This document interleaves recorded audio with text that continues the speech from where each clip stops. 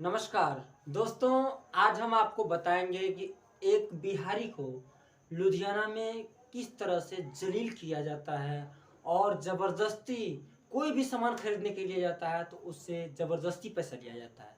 दोस्तों, आज मेरा दोस्त इंद्रानंद जी और हम दोनों आदमी यहाँ जहाँ अभी रह रहे हैं, इसका नाम पड़ता है छोटी हब्वाल। छोटी हब्बाल का मेन मार्केट है घंटाघर। वहाँ हम लोग गए थे एक रिंग लाइट खरीदने के लिए। इंद्रानंद जी शॉर्ट वीडियो बनाते हैं और मैं भी उसके साथ में रहता हूँ। और जब रिंग लाइट खरीदने के लिए गए तो दुकानदार ने बोला कि हम 1200 रुपये लगेगा। तो इंद्रानंद जी ने उससे बात की तो उन्होंने कहा कि हम आप मेरे पास 800 रुपये हैं, बस मैं 800 ही रुपया दूंगा। इसके बाद दुकानदार जी ने ये कहा कि ठीक है भाई, चलो ठीक है। तो एक पैकेट में उन्होंने 200 का 2 नोट रखे थे और दूसरे पैकेट में 200 का 2 नोट रखे थे। 800 रुपया था कुल टोटल और मेरे पास 20-25 रुपया ऐसे होंगे।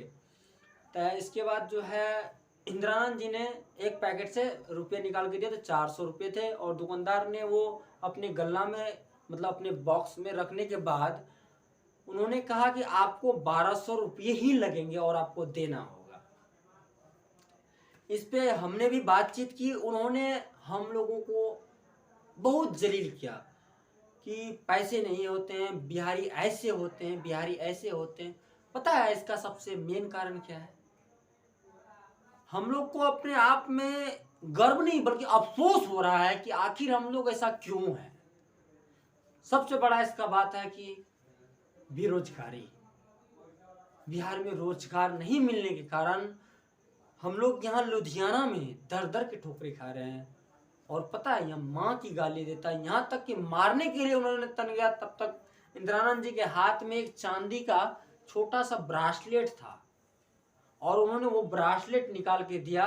इसके बाद दुकानदार ने जान छोड़ी। अब बताइए, सही बात है। और मेरे मनीष कश्यप भैया जी जो भी कहते हैं सही कहते हैं। अब देखिए यहाँ आने के बाद हम बोलते हैं कि हाँ हम बिहारी हैं, वो मुसलमान भी हैं लेकिन बिहारी। हम लोग कौन है? बिहारी हैं। और यही हम लोग जब बिहार जाते हैं तो वो हिंदू हैं, वो मुसलमान हैं, हम सिख हैं, वो ईसाई हैं। और यहाँ देखिए एक बात से हमको बहुत ज़्यादा तकलीफ हुआ कि जब यहाँ पंजाब के एक ड्राइवर बिहार गए थे मेरे गांव के पास गिट्टी लोड करके, जब वो गिट्टी खाली कर रहे थे तो हमने उससे बातें की और हमने उसे बहुत मान सम्मान किया। क्योंकि हमने सोचा कि ये प्रदेशी हैं और हमारे देश हमारे राज्य हमारे गांव आए हैं, इसलिए हमारे मेहमान की तरह हुए। लेकिन कि इन लोगों हम बिहारियों के साथ ऐसा नासलूकी करता है, ऐसा कि बात ही छोड़ दीजिए। हम बिहारी इस कदर पहाड़ में परेशान, यही पंजाब की नहीं हर जगह आप चाहे हरियाणा चले जाइए, अंबाला, किसी भी जगह आप जाइए वहाँ पे बिहारी का कोई कदर नहीं, कोई इज्जत नहीं। ज़्यादा देर की नहीं होती। सबसे पहला बात तो ये है, इसका सबसे मेन बड़ा कारण है बेरोजगारी। और हम माननीय श्री लालू प्रसाद जी के जो सपूत हैं, मेरे चहेता, हम लोगों के चहेता माननीय श्री तेजस्वी प्रसाद यादव जी, आपसे एक ही गुजारिश है कि हम पढ़े लिखे मजदूर का कुछ सोचिए। अगर आप नहीं सोचिएगा तो हम लोग यूं ही दर दर के भटकेंगे, फिर क्या होगा? बस इससे आगे और कुछ नहीं कहूँगा।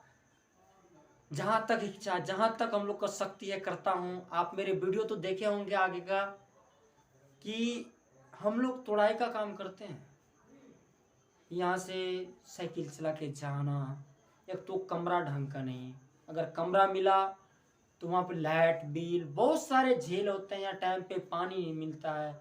हर दुख सहने के बावजूद हम लोग यहाँ पे रहते हैं ताकि क्यों कि कुछ रोजगार मिल सके। यहाँ पे मिलता है रोजगार और थोड़ा बहुत काम करते हैं। और काम करते हैं तो सही, लेकिन इतनी दबाव में काम करना पड़ता है, इतनी ज़्यादा गालियाँ सुननी पड़ती है, हर एक बात पे गालियाँ, हर एक बात पे गालियाँ। क्या बताऊँ, हम मजदूर बिहारी इस तरह परेशान हैं। यहाँ लुधियाना ही नहीं, पंजाब ही नहीं, बल्कि हर शहर हर राज्य में इस कदर परेशान है कि अपनी दिल की बात क्या बयां करूँ। इसका एक ही कारण है, एक ही वजह है कि बेरोजगार। वो चार्जर लगाओ।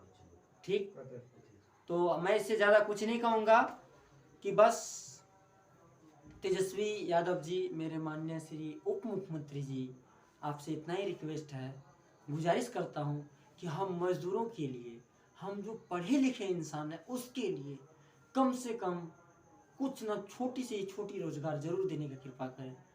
हम पढ़े लिखे हैं, मान मेरा शरीर नहीं है, हम आर्मी में नहीं जा सकते, दूसरा जॉब तो कर सकते हैं, कंपनी में काम कर सकते हैं, कम से कम 10 से 15 हज़ार रुपया सैलरी अपना बिहार में तो कमा सकते हैं। इतना ही मैं आपसे इतना ही कहना चाहता हूँ, बस इससे ज़्यादा और कुछ नहीं। जय हिंद।